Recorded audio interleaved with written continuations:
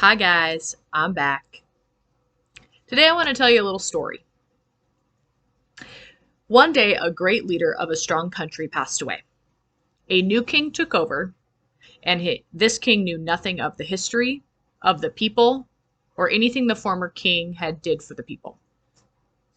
So when he entered and saw a divide between the vast group of people, eh, the king, being from the other side of the line, said, "These people are becoming a threat to us because there are so many of them.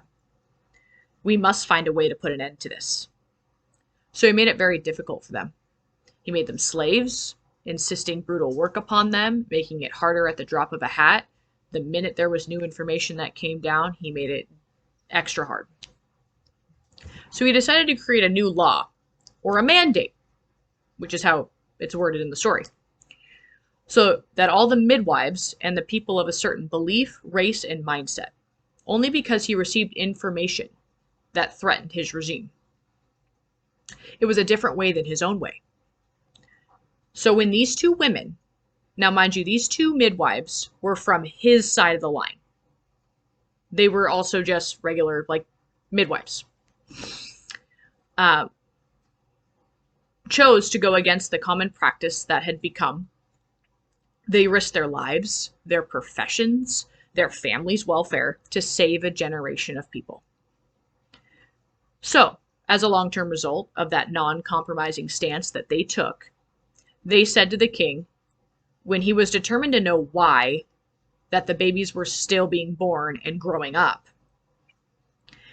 The term sir that they use, they just said sir. They didn't say king or any other higher respect term.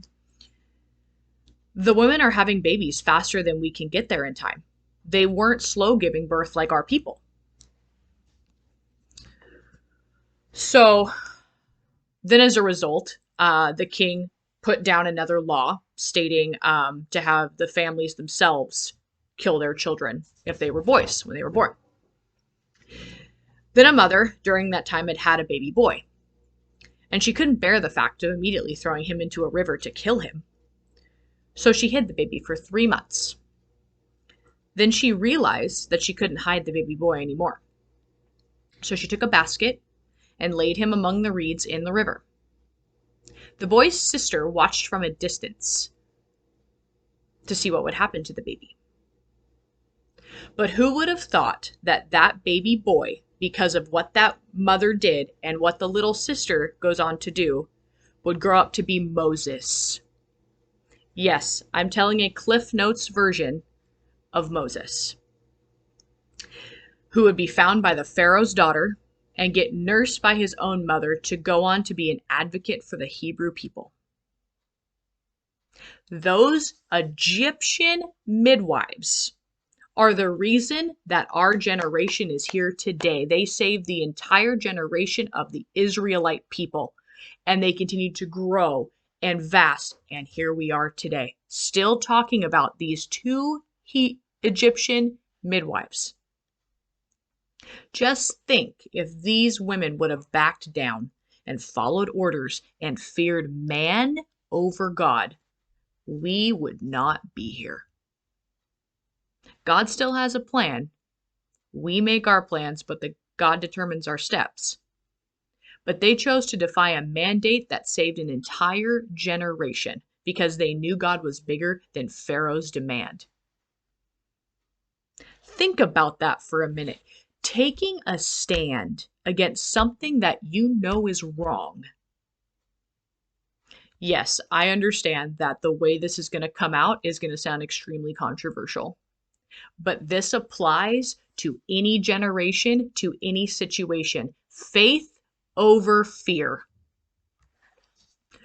So what are we going to do? Are we going to stand around and hope that somebody will be strong enough to stand up and fight our battles for us? Like a David or a Daniel? If you look at Daniel was a young man with his friends who'd been taken over by the Babylonians. They changed his name. They changed his whole way of life. They wanted him to worship other gods besides his God. But he trusted in his God. He found every alternative solution he could. He asked. In the Message translation, it actually words, David was determined and he asked to be exempt. When do we choose to be determined? When do we choose to have that strength in our faith like Daniel or the Hebrew women? If you look at David, David was determined to get on that battlefield. He was determined. He's like, I'm going to go take lunch to my brothers. And if he wouldn't have done that simple little task, that step in faith, there would have been no battle with Goliath. There would have been no defeat of the big giant. This is our generation. We have a choice on what side of the line we're going to stand on. You choose every day what side of the line you're going to stand on. Even if it's a little minuscule thing, you're choosing. Would you walk up to the edge of the lion's den and still take your stand? My grandma used to ask me that all the time. How far to the line are you going to get? Are you ever going to give in? Would you save those babies like the Egyptian midwives did? Think about those women in a time where women did not defy men, let alone defy the Pharaoh. I mean, Pharaoh could blink and you were gone. Or would you be as bold as that tiny little girl approaching Pharaoh's daughter and finding a solution to have your brother nursed by his mother and save his life? I mean, think about that tiny little girl approaching the palace, approaching a princess. That's a huge deal. Mordecai. So there's a book of the Bible called Esther. And later on, most people just call her Queen Esther. But Mordecai basically raised her as his own. And he said to her, by the way, at this time, Esther was desperately trying to save her people because they were basically going to be all killed, the people of Israel. Maybe you were made a queen for such a time as this. There is a reason that you are in the generation you are in. There is a reason that you're in the situation you are in. There is a reason for the season. I know that's like a Christmas cliche saying, but it's so true in every time of your life. There's a reason. The time is now. I think the reason I have this so heavy on my heart today is because when I reread it, and I reread the story in Exodus, and just thinking about like when it talks about they were ruthless with the Israelites, forcing them to make bricks and mortar and work long hours in the fields.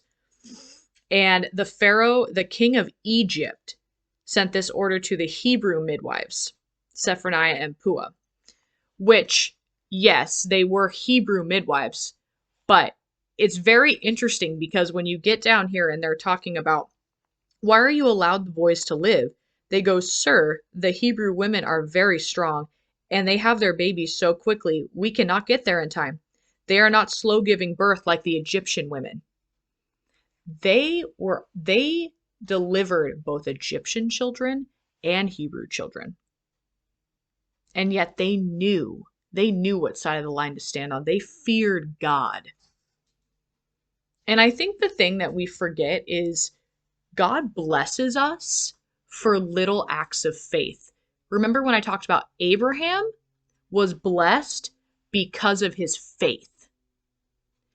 Daniel was blessed because of his obedience in faith. God blessed these midwives, and the Israelites continued to multiply, growing more and more powerful. And because the midwives feared God, he gave them families of their own. They were blessed with many more generations of probably, if I'm taking a likely guess, strong people that feared God. I mean, I don't know, it doesn't actually say that, but you get what I'm saying with this, is you have a choice of what you're going to do. Be determined. Be strong in the Lord. I hope you have the most blessed day. That sounded really weird the way I was going to say that, but I hope your day is blessed, and I hope this story and just this snippet of charge really just blesses your life.